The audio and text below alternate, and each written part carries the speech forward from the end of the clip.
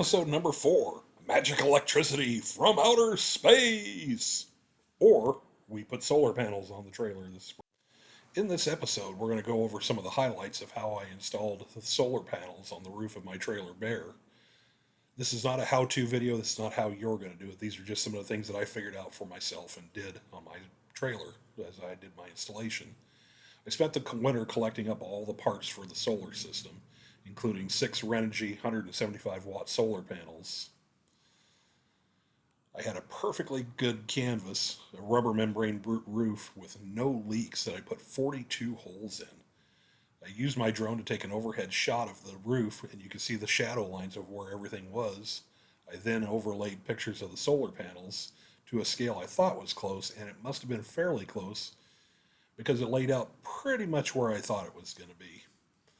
Not bad for Photoshop. The hardest part? The very first hole. I installed all these anchor bolts, pre-drilled all the holes, made lines for everything, put on some 3D printed shims that I made out of ABS plastic that I designed to raise the strut channel off the roof so rain would run under. Everything is bolted down to the trusses and then sealed and sandwiched and glued down. I had so much fun doing the left side of the trailer. I put a bunch more holes in the right side of the trailer for the last 2 solar panels. Basically, I have 2 banks of 3 solar panels, 4 on the left side, 2 on the right. The first 3 are a bank, the last one on the left, and the 2 on the right are another bank. Those 2 banks are in series and then parallel together coming down. I used tilt brackets to make it easier to work under everything. It's kind of like lifting the hood on your vehicle and work on the engine. It made it easier to run all the wiring, put on the crossover tube, which was a PVC conduit using conduit clamps for a strut. I brought all the wire down from the roof through the refrigerator core. Fortunately, I was able to snake it with all the other wiring coming down so nothing got in the way, and then I made an opening and brought it under the refrigerator past the furnace into an opening on the floor. But everything's nice and tidy. The wire management, the white clips are a pattern I got on Thingiverse for 3D printing. And then I brought everything to the refrigerator vent and brought it down. The MPPT charger I've actually since upgraded to a 75 amp version. To get power to the circuit breaker panel, I actually had to pull the oven out. That's where the shore power comes into the circuit breaker panel, and I installed a Go Power 30 amp automatic throw box, and that is just awesome. It detects which one goes from where. But all the power comes out of my Renogy 2000 watt inverter, goes through a circuit breaker box, and goes to all the outlets through the fuse panel in the breaker box.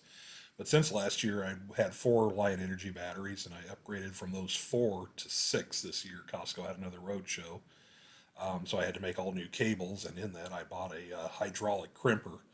Originally, I made everything with number 2 wire, but I upgraded to 2-watt wire, which carries a lot more panel.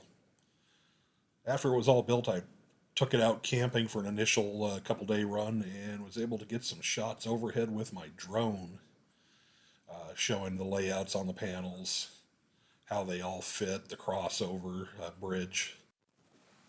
Alrighty, so in a nutshell, that is how I did everything that I did for putting 6 175 watt solar panels on the roof of my trailer, 6 Lion Energy UT1300 batteries to make the battery bank.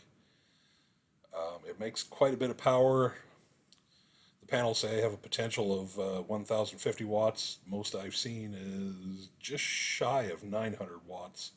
And in the mid 60 amp range, I've seen up to about 65 amps of power come out of the charge controller and go to the batteries, which is actually pretty darn decent. I can run everything in the camper except for the air conditioner, and if I put a soft start or an easy start on that, I'm sure that I could run that too, but it's Alaska, and I've really not needed the air conditioning. I've only fired it up once on the generators with a parallel kit just to see if it even worked. But anyways, this is how I did what I did. It's not how you're going to do it. Your job is to find all the research that you can, like I did. Find the common core information, all the best of the ideas. I just did what worked best for me and what I felt would do what I needed to be done. So thanks for watching. We will see you on the next video. Stay tuned. Time is not always on my time to get videos out because I am a weekend warrior camper, but more videos are to come. Thanks for watching.